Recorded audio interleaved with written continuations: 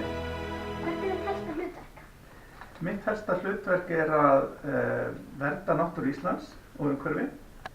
Það getur falist í því til dæmis að skoða þau svæði sem eru vernduð og friðlýst á Íslandi, sem á að passa sérstaklega upp á. Það felst líka í því að passa að það sé ekki of mikil mengun. Það felst líka loftslagsbreytingar, að reyna að vinna gegn þeim sem nú svona stóra málið í heiminum í dag og margt fleira. Og til dæmis plastið, við getum kannski rætt það betur eftir að þið viljið. Erfitt að friðlýsa svæðis eftir umfjöllun Kveiks? Hefur það eitthvað verið til skoðunar hjá umhverfisráðuneytinu? Þetta mjög góð spurning vegna þess að það hefur gengið hægt að friðlýsa.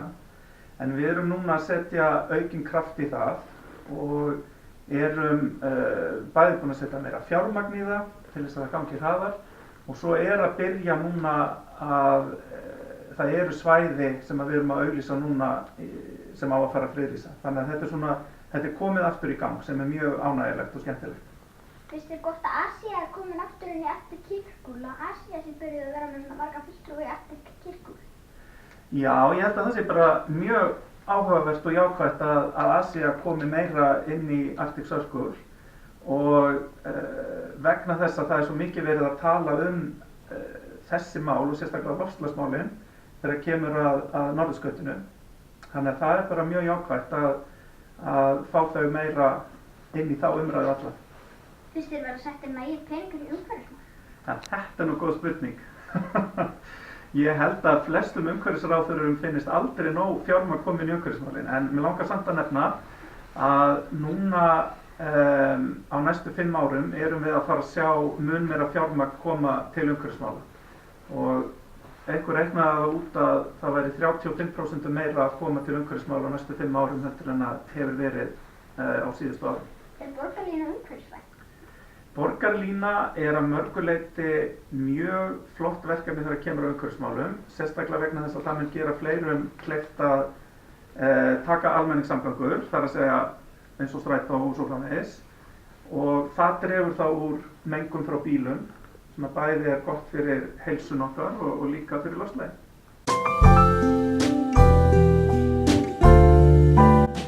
Vilmundur Ingi Guðbrandsson, fæddur 28. mars 1977, umhverfis- og auðlindaráðherra Íslands og var framkvæmdastjóri Landverndar frá 2011 til 2017. Hann gegnir embætti umhverfisráðherra utan þings. Og hvað leggur þú að mörkum? Ég reyni að gera mitt allra besta til þess að auka vernd náttúrunnar á Íslandi og umhverfisins og það bara mitt starf að standa í brúnni þegar kemur að þeim málum. Borgið þið fyrir stórátök í umhverfismálum? Við borgum fyrir átak eins og núna í friðlýsingunum. Við borgum líka ýmislegt þegar kemur að því að vernda loftslagið og ýmislegt annað. Þannig að já, það stundum þannig. Eru hvalveiðar óþarfar? Þarna kemur með enn eina góða spurninguna. Hvalveiðar eru eitthvað sem að mér persónulega finnst að við eigum ekki að stunda. Vegna þess að ég held að við getum haft meira út úr því einfaldlega að vera með hvalaskoðun og ég held að það hafi neikvæð áhrif á það og ímynd Íslands þegar við erum að veiða hval á sama tíma og við erum að skoða hann. Ætlið þið í umhverfisráðuneytinu að gera einhverjar risa breytingar?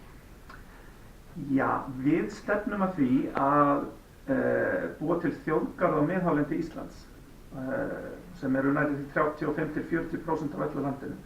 Þannig að í því myndi feljast stór breyting. Síðan eru breytingar sem að snúa að loftslagsmálunum, til dæmis það að breyta bílaflottanum okkar, þannig að hann verði keyrður áfram fyrst og fremst af rafmagni eða metangasi í staðinn fyrir olíu og bensín.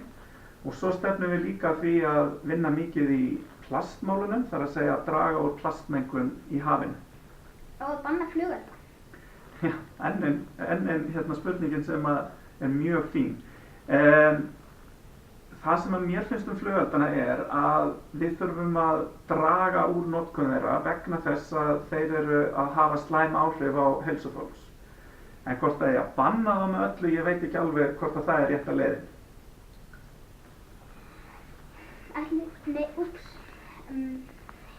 Eru mikið plast í sjónum?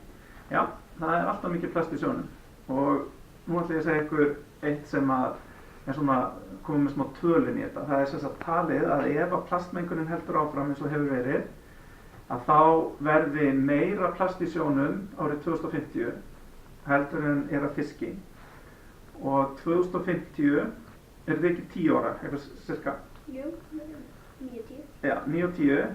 Það eftir cirka mörg ár og þið verði gamlir á mínum aldri, og svo kom þetta illa út mér.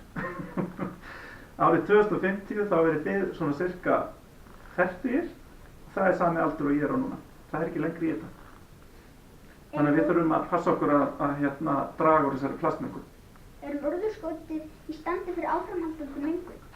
Nei, það ekki í standi fyrir áframhaldandi mengun. Ég alveg á því að svo sé ekki, þannig að við þurfum að draga úr henni svo við getum. Einmitt að fá Íslendingar til að borða meira íslenskt og fá í staði fyrir að flytja meira hluta íslensk matar sem borðaður á Íslandi? Já, það svona, við reynum að hvetja til þess að kaupa vörur sem eru, hvað ég segja, hafa minna umhverfisfótspor í för með sér. Það að segja sem að menga minna. Þannig að í sumum tilfellum getur það verið innlend framleiðsla. Einhver orð að lokum? Ég vil bara segja að mér finnst þetta alveg frábært að fá að koma í viðtal til ykkar og vona bara sem flesti sjá í þættin ykkar. Þetta komið héðan úr umhverfisráðuneytinu.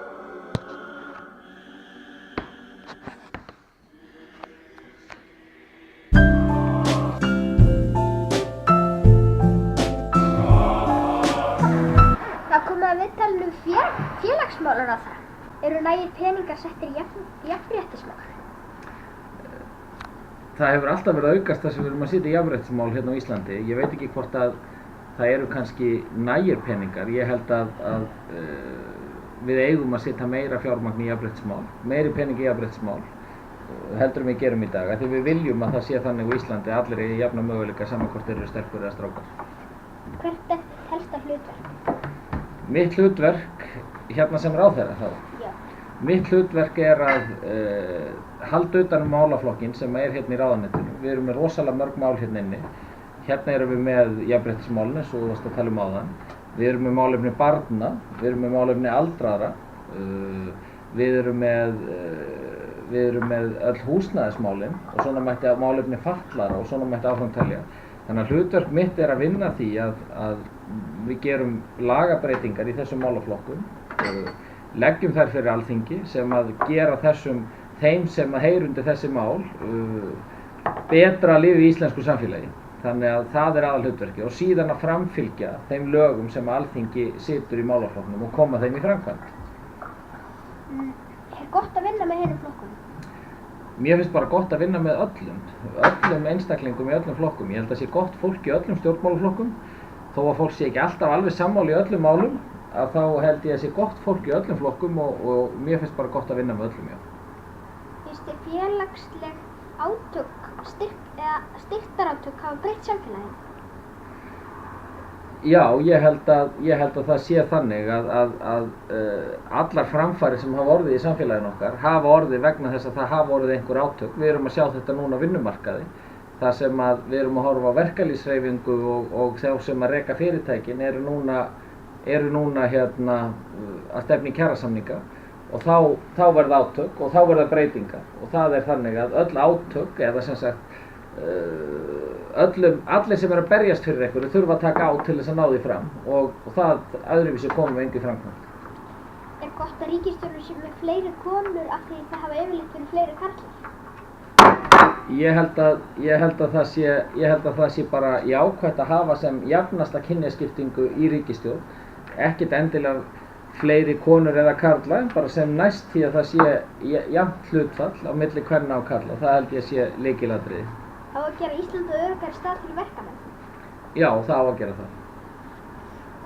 Og við erum að vinna í því með öllum þeim sem þarna eru og erum að vinna í því að voru sett ný lög síðasta sumar til þess að bæta stöðu verkamanna og við erum núna að tala við verkalýðshreyfinguna hvaða breytingar við getum gert fleiri til þess að gera það betra. Finnst þér ásættanlegt kjör verkamanna? Ég held að það þurfa að bæta kjör þeirra sem hafa lægsta tekjur í þessu samfélagi og það eru meðal annars verkamenn. Þannig að ég vonast til þess að við förum í gegnum kjarasamninga núna og bætum kjör þessa hóps. Ekki bara milli samninga á vinnumarkaði, heldur líka með því að breyta sköttum og öðru slíku. Viltu að jafnrétti þessu 50-50?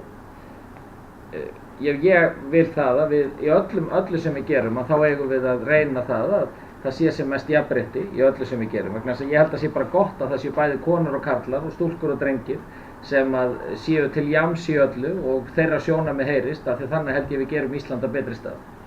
Hvað ætlaði að gera fyrir umgengnisforeldra og þá sem ekki hafa umgengni, þá sem ekki fá barnabætur en eru þá foreldri barna? Við höfum verið að skoða þessi mál og höfum verið að ræða þau við samtök umgengnisforeldra og ég vonast til þess að við getum gert breytingar þarna á til þess að styrkja stöðu barna gagnvart því að geta búið og umgengist báða foreldra sína. En það skiptir mestu máli að það sé barnið sjálft sem að vilji það. Þannig að styrkja stöðu barna fyrir því að þau megi vera sem mest hjá mömmum, mæðrum sínum og feðrum og þar af leiðandi að meðlög og annað skiptist eftir því.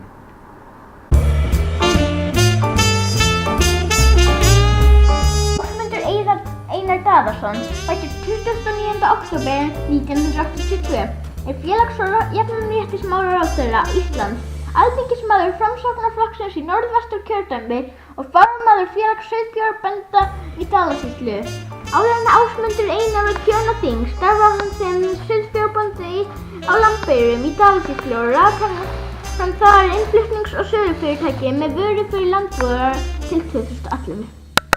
Finnst þér að ráðherra ætti að hafa kvenheiti líka? Ég hef nú bara eiginlega ekki myndað með skoðun á því. Mér finnst það aðallega skipta máli að við séum með jafn hlutfall kynjana í öllum stöðum. Ég er ekki endilega viss um að nafnið ráðherra skipta öllu í því sambandi. Það er bara aðalatriði að það sé jafn hlutfall kynjana. Sé jafn hlutfall af konum og körlum í öllum stöðum. Er eitthvað að lokum? Nei, mér finnst bara rosalega gaman að þið skulið vera hérna að sýna stjórnmálum svona mikinn áhuga vegna þess að það er þannig að þó að við heyrum margar fréttir stjórnmál og ekki allar kannski svona skemmtilegar og jákvæðar þá er það þannig að ef við viljum breyta íslensku samfélagi þá gerum við það í gegnum stjórnmál og stjórnmálaþátttöku. Þar er hægt að breyta lögum og þar er hægt að láta að sig kveða og ég hvet ykkur til þess að gera það áfram ekki bæði með þessum þáttum sem þið eruð að gera hérna núna og eins bara með þátttöku almennt hvar sem er í samfélaginu. Það er gaman að berjast fyrir betra samfélagi.